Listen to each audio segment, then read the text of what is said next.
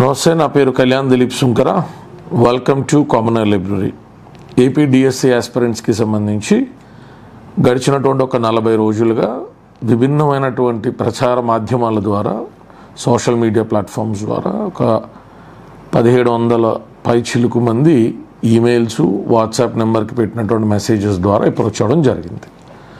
కొంతమంది case fight చేయమని కూడా అడిగినప్పుడు కూడా నేను అడిగినటువంటి క్వశ్చన్స్ ఆ లీగల్ శాంటిటీ ఉన్నటువంటి సబ్జెక్ట్స్ మీద నాకు వారి దగ్గర నుంచి కావాల్సిన ఇన్ఫర్మేషన్ రాలేదు. అంటే సింపుల్గా బాగా అర్థమయ్యేటట్టు విడమరి చెప్పే ప్రయత్నం చేస్తాను. చాలా సందర్భాల్లో ఎంత విపులీకరంగా చెప్పినా మీ స్థాయిలోనే మీరు ఆలోచించి కన్క్లూజన్స్ తీసుకుంటూ ఉంటారు. And I don't bother about it. But నా ప్రయత్నం నేను చేస్తాను. ఇప్పుడు మన ఎమోషన్ ఒకటి ఉంటుంది, కోర్టు పరిగణించేటువంటి ఎవిడెన్స్ ఒకటి ఉంటుంది. ఎమోషన్స్కి ఎవిడెన్స్కి సంబంధం ఉండదు.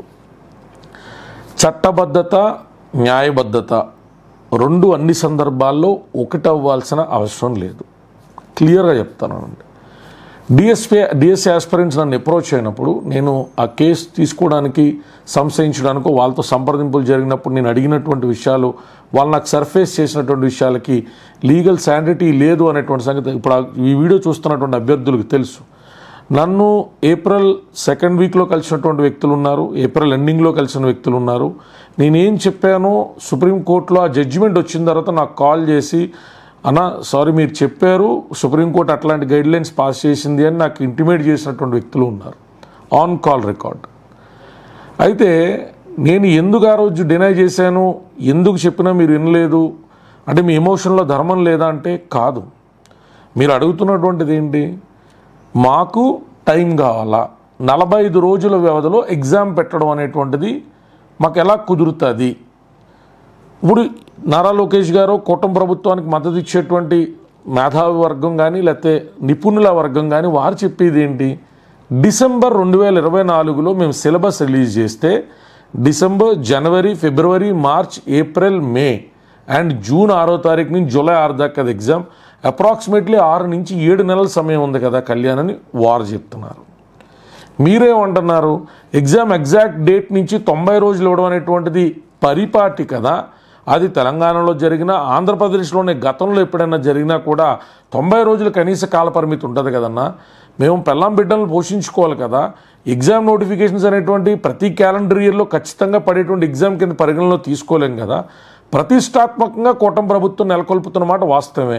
16,300 పైచిలుకు పోస్టులకి 5 లక్షల అప్లికేషన్లు వచ్చినాయి. చాలా చక్కటి నిర్ణయమే. కానీ మీరు అడుగుతున్నటువంటి టైం లైన్స్ విషయంలో, ప్రభుత్వం తరపున ప్రతినిధులు చెప్పేటువంటి విషయంలో మధ్య ఉన్న డిఫరెన్స్ని కోర్టు ఎలా తీసుకుంటుంది? సిలబస్ రిలీజ్ అయినప్పుడు, సిలబస్ రిలీజ్ అయింది అంటే ఖచ్చితంగా టెంటేటివ్గా అక్కడి నుంచి ఎగ్జామ్ ప్రిపరేషన్ స్టార్ట్ చేయాలనే కదా. సో డిసెంబర్లో సిలబస్ రిలీజ్ అయితే, సో వారు చెప్తున్న దాని ప్రకారం అండ్ అఫిడవిట్లో మీరు సబ్మిట్ చేసిన దానికి కూడా కౌంటర్ అఫిడవిట్లో కూడా అదే మెన్షన్ చేయడం జరిగింది కదా సుప్రీంకోర్టులో కూడా. సో ఈ 6 months పీరియడ్ ఉన్నప్పుడు జస్ట్ మాకు ప్రిపరేషన్కి టైం లేదు, మా సాధక బాధకాలు ఉన్నాయంటే కోర్టు హ్యుమానిటేరియన్ గ్రౌండ్స్ మీద నిర్ణయాలు తీసుకునేటువంటి అంశాలు కాదు. ఇది ఫస్ట్ క్లారిఫికేషన్. ఎందుకంటే ఎవరైతే సభ్యులు నన్ను అప్రోచ్ చేయారో నేను ఎలా చెప్పానో అని అడిగిందని వివరంగా చెప్తాను వీడియో రూపంలో, మనిషికి ఒకసారి ఎక్స్ప్లెయిన్ చేయలేను కదా అన్నాను కాబట్టి వీడియో చేస్తున్నా. కోర్టు చూసే పర్వ్యూ చెప్తున్నా. భవిష్యత్తులో ఎవరైనా అప్రోచ్ అవ్వాలి అన్నా మీరు తలకు 20,000 వేసుకుని లాయర్ పట్టుకెళ్ళి ఫీజు ఇస్తారంటే ఎవరికైనా తీసుకోవడానికి ఇంట్రెస్ట్ ఉంటుందేమో. నాకు ఆయాచితంగా అలా వచ్చే డబ్బులు నాకు వద్దు, దానివల్ల నాకు ఉపయోగం కూడా లేదు. ఆ కేసుకి లీగల్ స్టాండ్ ఉంటే, మీ లోకల్ స్టాండీలో లీగల్ జ్యూరిస్ప్రుడెన్స్ సపోర్ట్ చేసేటువంటి పరిస్థితులు ఉంటే ఖచ్చితంగా దాన్ని టేకప్ చేస్తాం. 10% వైబిలిటీ ఉన్నా, 10% చొచ్చుకెళ్ళేటువంటి అవకాశం ఉన్నా ఖచ్చితంగా దాన్ని మద్దతు ఇస్తాం, దానికోసం కొట్లాడతాం. మీ పట్ల నాకు కన్సర్న్ ఉంది. ఇంకొక 50 రోజులు పొడిగిస్తే బాగుండు లోకేష్ గారు, జూన్ 6 నుంచి జూలై 6 కాస్త జూలై 6 నుంచి ఆగస్టు 6 దాకా పడితే బాగుండు, ఇంకొక కొంచెం టైం ఇస్తే ప్రిపేర్ అవుతారు కదా. ఆడపిల్లలు ఉన్నారు, బాలింతరాళ్ళు ఉన్నారు. నేను మాట్లాడాను, పసిబిడ్డల్ని చేతిలో పెట్టుకుని పాలు ఇస్తా కూడా అన్న నాకు ఇది చాలా అవకాశం అన్న. పెంచారు, వయో పరిమితి 42 నుంచి 44 చేశారు. వీరేం అడుగుతున్నారు, అన్న 46 దాకా ఉండాలి, ఎన్ని సంవత్సరాలకు వచ్చిన అవకాశం అర్థం చేసుకోండి. ఆ ఏజ్ రిలాక్సేషన్ లేకపోతే చాలామంది అవకాశం కోల్పోతాం. దాని మీద ఆశలు పెట్టుకుని ఉన్నాం, జీవితంలో ఒక 5 ఏళ్ళు 10 ఏళ్ళ నుంచి దాని మీద ఆశలు పెట్టుకుని ఉన్నాం అని చెప్పి బాధపడ్డ వాళ్ళు ఉన్నారు. I have my heart towards you, నాకు ఆ బాధ ఉంది. కానీ లీగల్ బ్రెయిన్ దాన్ని యాక్సెప్ట్ చేయదు, ఆ ప్రొవిజన్ యాక్సెప్ట్ చేయదు. కుటుంబ ప్రభుత్వం ఇచ్చింది కూడా రిలాక్సేషన్ 42 నుంచి 44కి ఏంటి, ఈ ఒక్కసారికి మాత్రమే. అది యథాతథంగా మనం పెంచుకుంటూ వెళ్తే ఎవరైతే రియల్ బ్రాకెట్లో పడేవాళ్ళు ఉంటారో ఆ మెరిటోరియస్ పిల్లలు వాళ్ళు ధర్నా చేస్తారు. ఏంటన్నా మీ ఇష్టరాజ్యం కింద మీ ఓట్ల కోసం రాజకీయం కోసం 46, 50 పెట్టండి అన్న, ఇంకేముందన్న, వచ్చిన తర్వాత 10 ఏళ్ళకి రిటైర్ అవుతారు, ఇదే మీనింగ్ ఉందని మాట్లాడే వాళ్ళు ఉంటారు.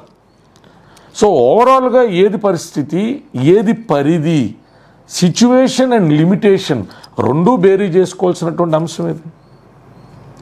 ఏదన్నా ఒక విషయాన్ని మిమ్మల్ని రెచ్చగొట్టడం తేలిక గుర్తుపెట్టుకోండి. It is easy for me to provoke you, but it is difficult for me to embed a thought in you. ఒక ఆలోచన మీలో నేను బీజం వేయడం కష్టం, రెచ్చగొట్టడానికి ఎటకారంగా మాట్లాడడానికి ఎంతసేపు గతంలో ఎప్పుడు నేను చేయలేదా? నాకు వ్యూవర్షిప్ కన్సర్న్ కూడా లేకుండా నేను స్లో డౌనే మెలో డౌనే మీతో ఎందుకు మాట్లాడుతున్నా? I reviewed my self in my long journey. So నేను కొంచెం మీకు అర్థమయ్యేది చెప్పాలి. విమర్శించాలి, బిగినింగ్ విమర్శిస్తారు, రెండోసారి వీడియో చూసినప్పుడు మరి ఎప్పుడైనా కొంతకాలం తర్వాత చూసినప్పుడు ఆ రోజు అతను చెప్పింది నిజమే కదా అనుకుంటారు. డిఎస్సీ ఆస్పిరెంట్స్ విషయంలో మీరు ధర్నాలు చేయండి, లోకేష్ యూ అరవడం ఎంతసేపు పని? 5 నిమిషాల పని నాకు, 5 minutes పని నాకు. నాకేం కూటమి ప్రభుత్వంలో I'm not positioned or designated any role. నేను చాలా ఈజీగా గొడవ పడవచ్చు. సందర్భం ఉండాలి. 10 మంది దాన్ని ఆక్షేపించేటట్టు ఉండకూడదు, ఆహ్వానించేటట్టు ఉండాలి. ఎప్పుడైనా ప్రభుత్వమే మనం గొడవ పడ్డామంటే 10 మంది ఆహ్వానించేటట్టు ఉండాలి. మొన్న నాకు సింహాచలం టెంపుల్ విషయంలో నాకు బాధ కలిగింది. నేను 100% నేను కమిటీ మంత్రి మీరు రాజీనామా చేయండి, చంద్రబాబు నాయుడు గారు అవకాశం ఉంటే తీసుకున్నాను. మనం ఏదో యూట్యూబ్లో కూర్చొని సలహాలు చెప్పాను ప్రభుత్వం తీసుకుంటుందని కాదు, అది నా ఎగ్గని నేను ప్లేస్ చేశాను. డిఎస్సీ ఆస్పిరెంట్స్ విషయంలో నేను మళ్ళీ చెప్తున్నాను, నాకు ఆవేదన ఉంది. అవకాశం ఉంటే ఒక 4 రోజులు ఇవ్వండి లోకేష్ గారు, 10-40 రోజులు పెంచండి అని అడిగే అవకాశం ఉంటే, పెంచే ప్రొవిజన్ ఉంటే అడగచ్చు. కొత్త వాదనలు తెర మీద తీసుకొచ్చారు నా దాకా కూడా. అన్న ప్రైవేట్ ఇన్స్టిట్యూషన్స్లో ఉన్నటువంటి టీచర్స్కి మెయిల్ చేయడం కోసం అలా చేస్తారండి, అదేం డబ్బా అన్న. కాదన్న, ప్రైవేట్ ఇన్స్టిట్యూషన్స్లో ఉన్న వాళ్ళకి ఇది హాలిడేస్ పీరియడ్ కదా, మళ్ళీ జూన్ నుంచి వాళ్ళకి స్కూల్ స్టార్ట్ అవుతాయి కదన్న. ఆ స్కూల్ స్టార్ట్ అయ్యే టైంలో మళ్ళీ దాన్ని పొడిగిస్తే వాళ్ళ స్కూల్స్కి రాకుండా వాళ్ళ అకాడమిక్ ఇయర్స్ దెబ్బ తీసుకుని ప్రిపరేషన్లో ఉంటారని చెప్పి సెలవుల్లో పెడుతున్నారన్నాను. చూడండి, ఆర్గ్యుమెంట్ సేక్ కోసం మనం ఏవైనా మాట్లాడుకోవచ్చు, బట్ మనం మాట్లాడుకునేటువంటి అంశాలకి లీగల్ శాంటిటీ అండ్ వ్యాలిడిటీ ఉండాలి. మెరిట్ ఓవర్ రిజర్వేషన్స్ మీద కూడా కొన్ని అపోహలు డిఎస్సీ ఆస్పిరెంట్స్లోకి వెళ్ళినాయి. ఎందుకు అపోహలు అనేటువంటి పదాన్ని నేను దుస్సాహసమైన వాడాను అంటే, నేను ఎవరిని ఒక కన్సర్న్తో నా దగ్గరికి వచ్చినా I asked them to prove with a legal point. ఇదిగో ఇది రూల్ పొజిషను. ఇప్పుడు సిబిఎస్ఈ వాళ్ళు కండక్ట్ చేస్తారు సీటెట్, ఇగో టీచర్ ఎంట్రన్స్ టెస్ట్కి సంబంధించి ఒకరు నాకు ఫోన్ చేసి అన్న ఒకసారి కండక్ట్ చేస్తారన్నారు. నాకు రాంగ్ ఇన్ఫర్మేషన్ మీరు ఫర్నిష్ చేసినందు మాత్రాన్న నేను ఎమోషనల్గా దాంతో క్యారీ ఫార్వర్డ్ అవును. నాకున్న ఒక చెడ్డ హ్యాబిట్ ఏంటంటే నేను ఎవరిని నమ్మను, దేన్ని నమ్మను. నాకు నేను పరిశీలించుకుని తీసుకున్న నిర్ణయాలు తప్ప. Come whatsoever the consequences. నేను ఎవరు చెప్పిందైనా వెంట ఆలకిస్తా, రాసుకుంటా, పరిశీలిస్తా. చెప్పగా నేను ప్రోవోక్ అయిపోయి రెచ్చిపోను. నేను నాకు అలా చెప్పుడు మాటలనే ఆ లక్షణం ఎందుకో లేదు నాకు. చాలామంది పెద్ద పెద్ద లీడర్లకు ఉంటుంది దౌర్భాగ్యంగా, అనేది నాకు లేదు. కాబట్టి మీరు చెప్పారు లేదు 2 times కండక్ట్ చేశారు. నేను వెరిఫై చేసినప్పుడు ఆగస్ట్లో లాస్ట్ ఇయర్ కండక్ట్ అవ్వాల్సిందే, మళ్ళీ అక్టోబర్కి కూడా పెంచారు ప్రిపరేషన్ కోసం. అక్టోబర్లో ఒక 20 days ఎంతో టెట్ కండక్ట్ చేసినటువంటి రికార్డు కనబడుతోంది 2024. Subject to correction, correct me if I'm wrong. నేను మళ్ళీ అది ఒకసారి రీజెక్ట్ కూడా చేసుకున్నాను. నేను 100% నేను రీజెక్ట్ చేసుకున్న తర్వాత నేను మీకు ఆ విషయాన్ని నేను మెన్షన్ చేయడం జరిగింది. ఎందుకు అంటే ఇలాంటి అంశాలు ఏవైతే ఉంటాయో ఆ టెట్కి సంబంధించిన 2024 Andhra Pradesh teacher eligibility test TET was conducted twice. The first session was in July with exam held from August 5 to 20 and the second session was held in October. చాలా స్పష్టంగా ఉన్నది. కాబట్టి ఇక్కడ ప్రాబ్లం వల్ల రిలాక్సేషన్ కోసం అడగడమే తప్ప 30వ తారీఖున హాల్ టికెట్ డౌన్లోడ్ చేసుకోవాల్సింది, జూన్ 6వ తారీఖున ఎగ్జామ్కి వెళ్ళాల్సిందే. ధర్నాలు చేసినా, రాస్తారోకోలు చేసినా పరిష్కారానికి చట్టబద్ధత లేనటువంటి అంశాల మీద చేసే ఏ పోరాటం అయినా రాజకీయ రంగే పులుముకుంటుంది, రాజకీయ నాయకులకు లబ్ధి చేకూరుస్తుంది తప్ప ఏ రాజకీయ నాయకుడు చట్టబద్ధత లేని అంశాలకి కొత్త చట్టాలు తీసుకురాలేరు. జస్ట్ జనాలను ఏమార్చగలుగుతారు. Even if I want to become a political leader, అంటే నాకు అదే పెద్ద జీవితం అని నేను నమ్మిన రోజు నేను సైతం మీకు అబద్ధాలే చెప్పాల్సి వస్తుంది. ద రీజన్ ఈజ్ నిజాలు మీరు తీసుకోరు, నిజాలతో సాంగత్యం చేయరు, నిజాలతో ఆలింగనం చేయరు, మీ అబద్ధాల్లో మీరు బతుకుతారు. అది కాదురా అని చెప్పిన వాడినైనా మీరు ద్వేషిస్తారు. That's how a common man will end his life, in misery and in problems, all kind of troubles, invited by his own falsehoodness. అబద్ధంలో బతకడానికి ఇష్టపడతారు ఏ అంశంలో అయినా. రాజకీయ నాయకులకి ఏం చెప్తారు, పదవి కావాలి కానీ వీడికి అబద్ధం చెప్తే అయిపోతుంది. చిన్నపిల్లలు చెప్పినట్టు, సాయంత్రం వీడికి పని ఉంటుందని తెలుసు, ఎగ్జిబిషన్ తీసుకెళ్ళడం తెలుసు, కానీ పిల్లలు చెప్తాడు, ఇక నువ్వు హోంవర్క్ అయినా చేసి రెడీగా ఉంటే నేను వచ్చి తీసుకెళ్తాను అంటాడు. ఆయన అనుకుంటాడు నా పిల్లలు కదా రేపు ఎప్పుడు చూద్దాంలే, ఈ చిన్న అబద్ధానికి ఏమైపోద్ది అనుకుంటాడు. రాజకీయ నాయకులు అబద్ధాలే చెప్తారు. కాబట్టి మీరు అర్థం చేసుకోవాలా. డిఎస్సి విషయంలో నువ్వు వీడియో చేయండి అంటే మీ బాధని చాలా ఎమోషనల్గా ప్రజెంట్ చేసి నానా లోకేష్ గారు ఇది చాలా అన్యాయం, గుండెలు బాదుకుని చాలా పెద్ద పెద్ద డైలాగులు చెప్పడం నాకు తేలిక. That's the only easiest way. But దానివల్ల ఉపయోగం లేదు. ఉన్న ప్రతి రోజుని సద్వినియోగపరుచుకోండి. టెట్లో క్వాలిఫై అయిన వాళ్ళు, అలాగే ఎగ్జామ్కి వెళ్తున్న వాళ్ళు ప్రతినిత్యం దాని మీద చదువు పెట్టి, నాకు తెలుసు మీ సాధక బాధకాలు తెలుసు. ఇక్కడ నేను యూట్యూబ్లో కూర్చుని మీకు సలహాలు చెప్పినంత తేలిక కాదని 100% నాకు తెలుసు. ఎందుకంటే పిల్లలకి పాలు ఇవ్వాల్సిన తల్లులు ఉన్నారు, మాట్లాడినాను నేను. వాళ్ళ హస్బెండ్స్ రోజుకి 500, 1000 రూపాయలు తీసుకొచ్చే వాళ్ళు ఉన్నారు.